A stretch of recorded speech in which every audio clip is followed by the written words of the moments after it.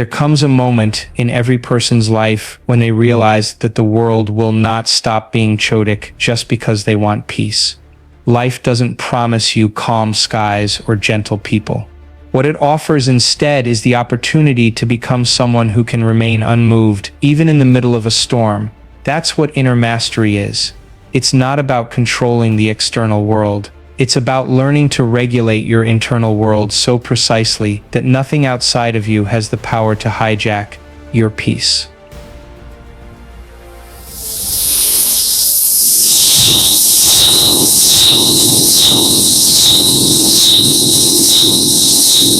Again, from the time we're young, we're taught that safety comes from outside ourselves.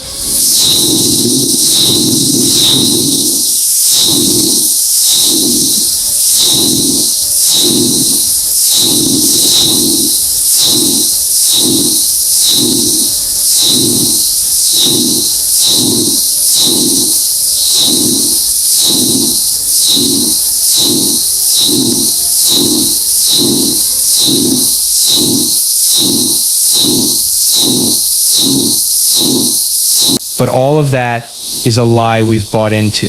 It's a lie that keeps us chasing temporary relief instead of cultivating lasting inner stability. The truth is, if your peace is dependent on anything or anyone outside of you, then you are always one event away from falling apart when something outside of you has the power to hurt you. It's not because it's inherently powerful, it's because you've been conditioned to give it meaning. And that meaning has created an emotional response. That emotional response is the trigger. And that trigger over time has been neurologically wired into your identity. But here's the revelation.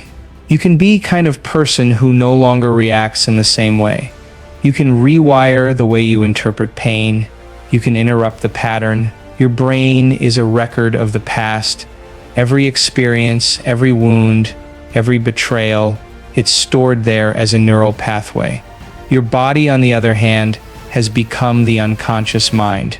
It remembers the feelings associated with those experiences. That's why just thinking about someone who hurt you years ago can trigger a physical reaction today.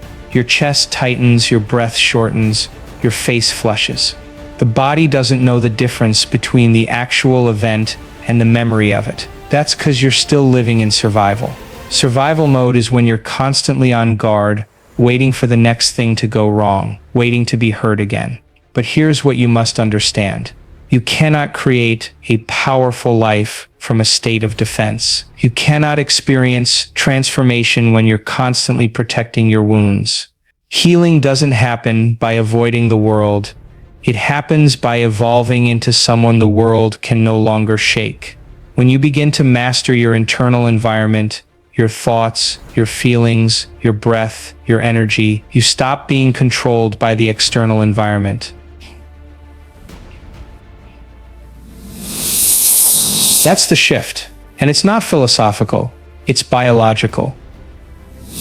When you choose elevated emotional states like compassion, gratitude, or self-worth, you actually begin to produce a new set of neurochemical upgrades. And those upgrades tell the body, we're safe now, we're no longer under threat. As you train yourself to return to inner peace again and again, regardless of what's happening around you, you start to build who we can call emotional immunity. Just like your body's immune system protects you from physical illness, emotional immunity protects you from toxic people, triggering situations and old wounds. You become less reactive, more responsive. You start making decisions based on vision, not fear. And over time, the people and patterns that once hurt you start to lose their grip on your nervous system. People will still project. They'll still misunderstand you. Life will still throw curveballs, but you'll no longer collapse under them. You'll feel the emotion, but you won't become the emotion. That's the power of mastery.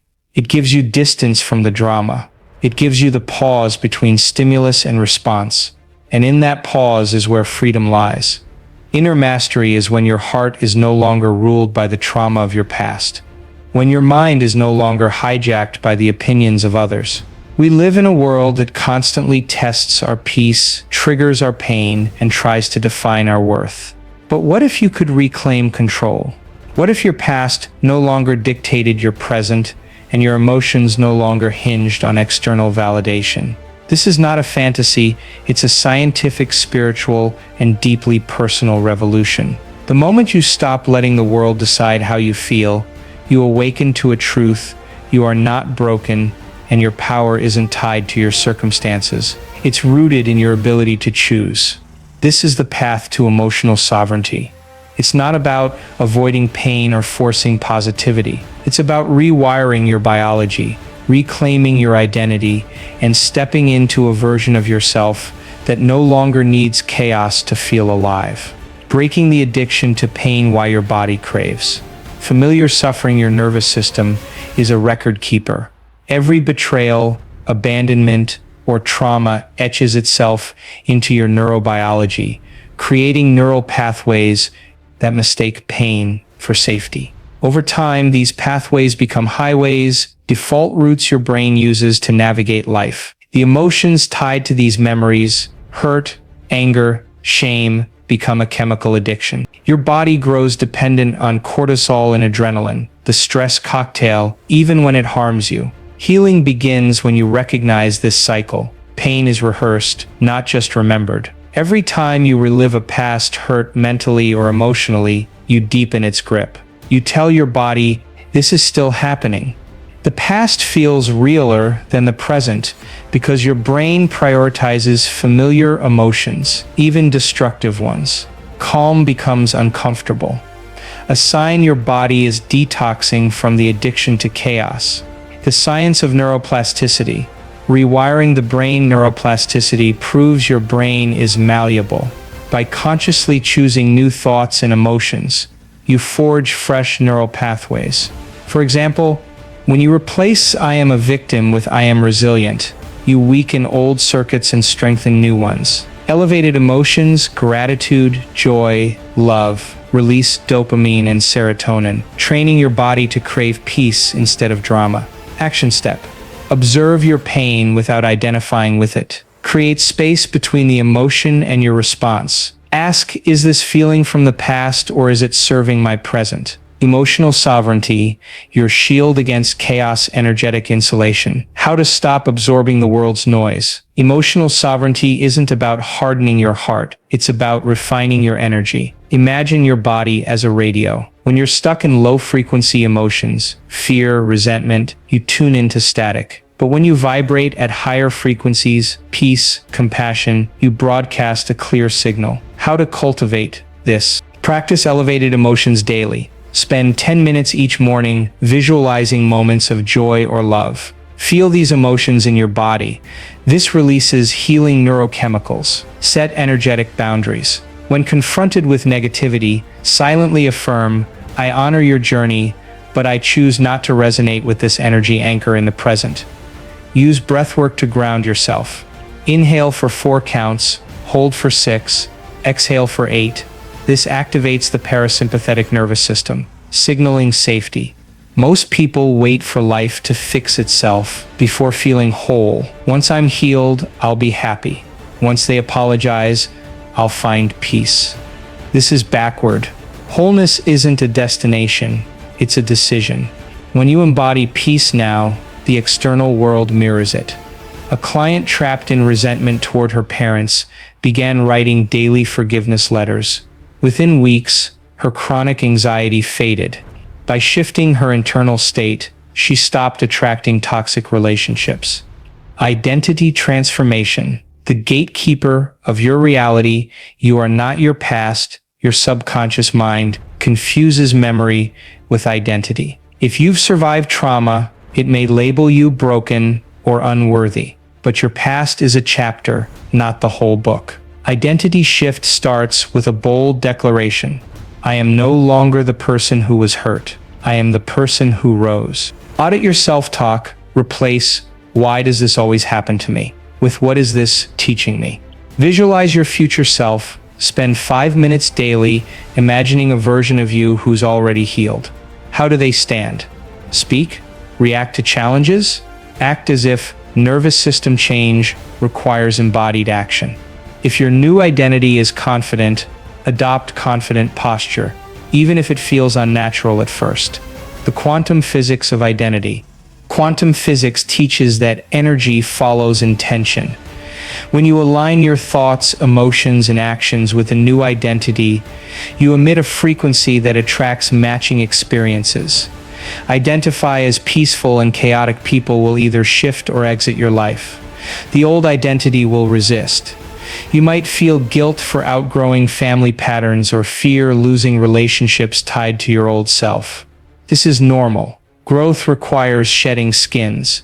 The power of conscious choice, your ultimate freedom, breaking the autopilot cycle. Most lives are lived on autopilot, governed by subconscious programs. A conscious choice disrupts this. For example, old program, when criticized, I shut down. Conscious choice, when criticized, I pause. Is this feedback true? If yes, I grow. If no, I release it. Neuroscience insight. Every conscious choice strengthens the prefrontal cortex, weakening the amygdala's fear response. Triggers aren't enemies, they're invitations to heal.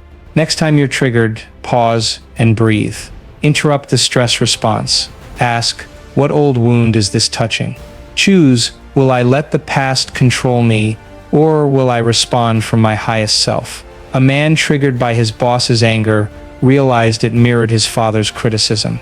Instead of reacting, he wrote, I release the need to prove myself to authority figures. Living in creation, not reaction, the new model of reality. The old model says, fix the outside to feel better inside. The new model flips this, change your inner world, and the outer world rearranges itself. How to embody this morning ritual. Start each day with gratitude, priming your brain to seek positivity. Evening reflection, review moments you chose peace over reactivity. Celebrate these wins. They rewire your self-concept. The ripple effect of elevated emotions, high-frequency emotions, joy, compassion, don't just transform you, they uplift others. A study found that one person's elevated emotional state can improve the mood of everyone in a 50-meter radius. Your energy is contagious, use it wisely. The invitation to rise. You stand at a crossroads. One path keeps you tethered to the past, the familiar ache of old stories, the chemical rush of drama. The other path demands courage to redefine who you are, to choose peace when chaos feels easier, to trust that your worth isn't earned, it's inherent. This is your moment. The science is clear. Your brain can rewire. Your body can unlearn suffering. Your identity can evolve, but it requires action. Not tomorrow, now. Close your eyes, breathe. Feel the power in your chest, the quiet strength that doesn't shout, defend, or beg. That's your unshakable core. That's the truth no wound can touch. The world will test you. Let it. With every conscious breath, every choice to rise, you send a message to the universe. I am no longer available for old patterns. I am home in my power. I am free. Now go live as the creator, not the created. Your new life is waiting.